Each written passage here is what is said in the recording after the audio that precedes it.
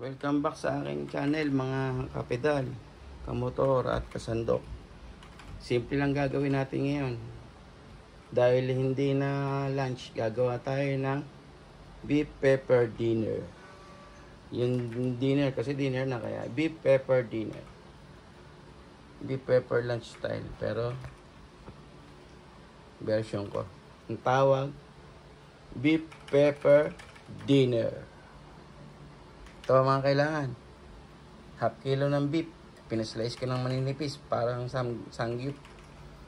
White pepper. White onion. Corn kernel. Saka bagong lutong rice. Then, butter at oil. Tara, start tayo. Start na tayo mga kapedal, kamotor at kasandok. Pwede tayo ng kawali. Konting oil para hindi masunog yung butter. Konti lang kasi butter ang pangluluto natin. Pasisling natin para maganda pagkakalo.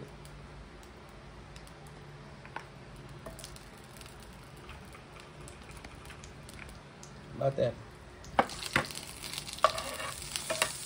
Bango. Sisling na agad. Lulutuin lang natin siya sa sarili niya, tapos yung sibuyas kakaramelize natin sa gilid, tapos ito tumawi natin para sarap.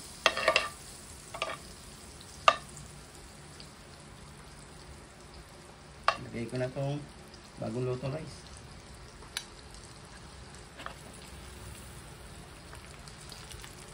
Yan, direct na natin yung rice, tapos ito naman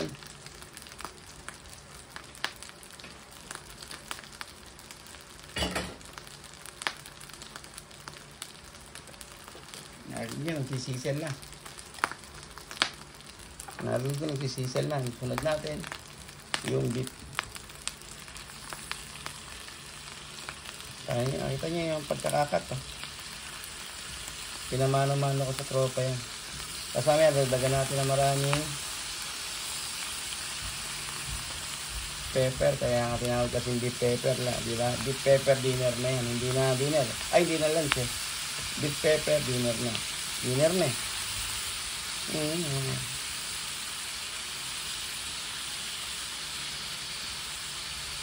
Beef pepper dinner by Biker Chef TV. Ayos. Sarap po. Sasama ko yan pag nagtayo na ako ng physical store. Sasama ko yan sa lineup. Itong ginagawa natin na yan. Panoorin nyo. Lahat ng nakikita yung niluluto ko, i-open ko yung sa gagawin kong kainan. Tapos mamaya katap natin yung corn sa ibabaw. Pwede lang yan.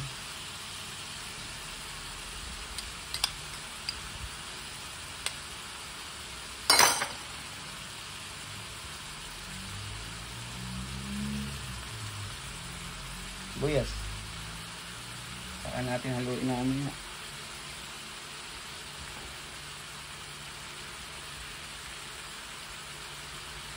Ano nga ulit? Beef pepper dinner.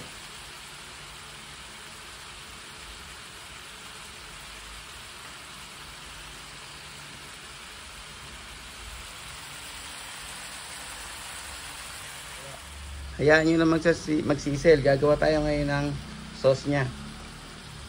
Isang sachet ng oyster sauce. Ikuman yan. Ikuman, baka naman.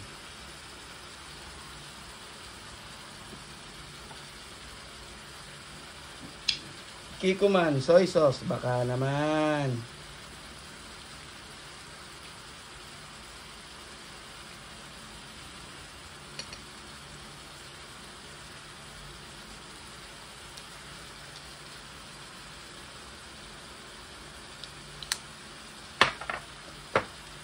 Then,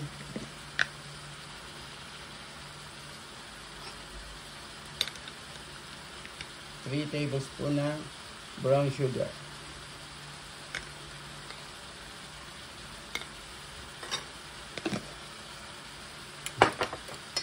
Haluin natin.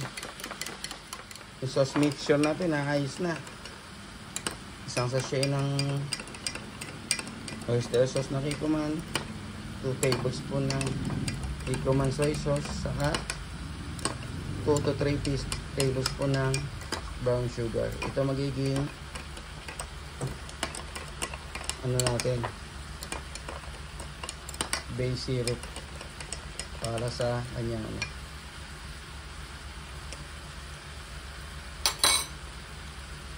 Halo. Ba, natin.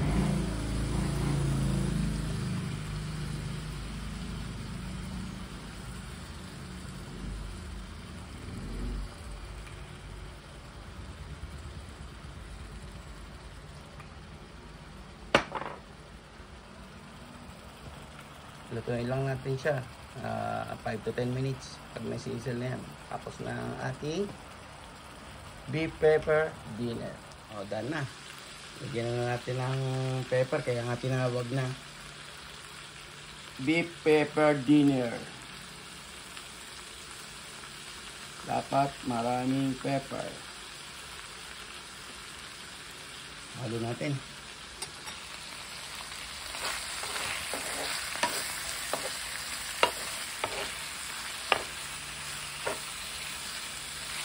Kasama ko to sa ano, sa kung mag-o-open na yung physical store ko, sasama ko tong recipe nito, kaya pwede nyo i-request.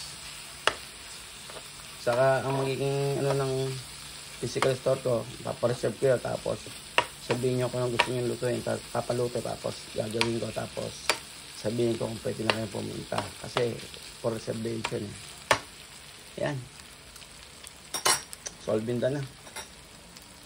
Higyan natin konting butter yung ibabaw ng paste.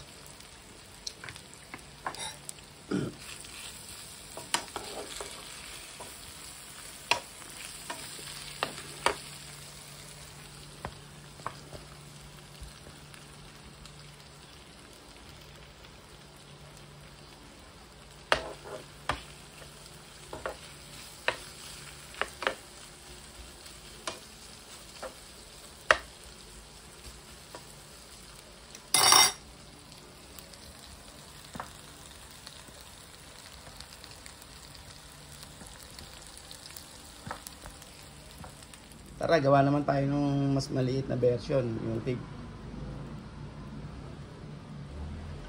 gawa 150.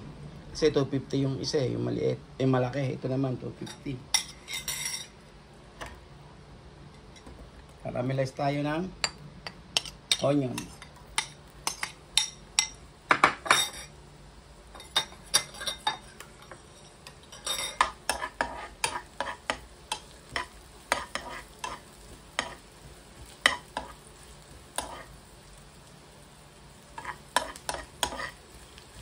I-set aside natin sa gilid. Ayan. Bagsak natin yung rice.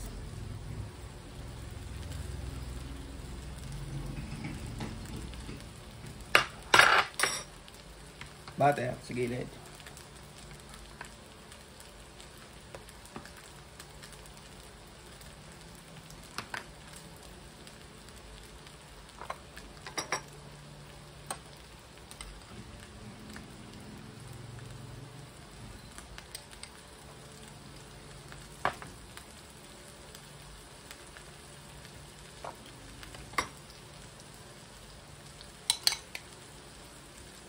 Beef.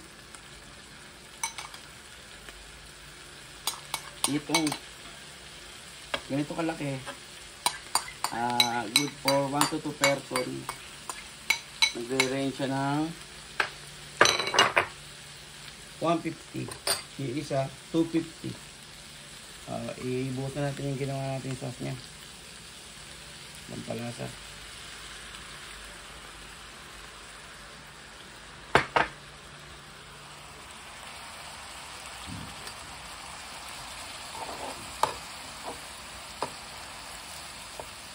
Kasama ko to sa ano, pag inano ko na yung physical store ko, kaya pwede nyo rin itong i-request.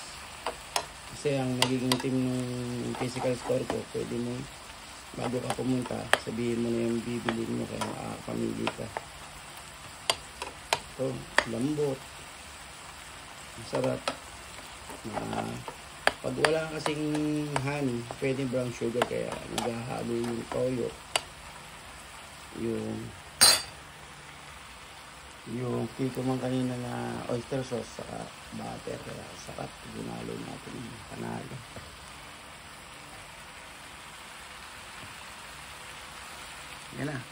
Yan na yung isang version na maliit. Ito na yung 2 to 3 person, kakahalaga siya ng 250 hanggang 300. Tapos ito 200 sizzling. Tara. Tapos ang tinatawag na beef pepper dinner, hango sa beef pepper lunch. Kasi dinner na kaya ang sa akin beef pepper dinner. Tara. Tayo. Ayan, hinahalo na natin para yung lasa sarap kumain. Ito yung 150 single serve. Ito naman yung 2 to 3 person, 250 naman. 150 yung maliit, 250 itong malaki. Tinuro ko na rin kung paano luto. Pwede nyo request lang pag inuno kayo sa physical store.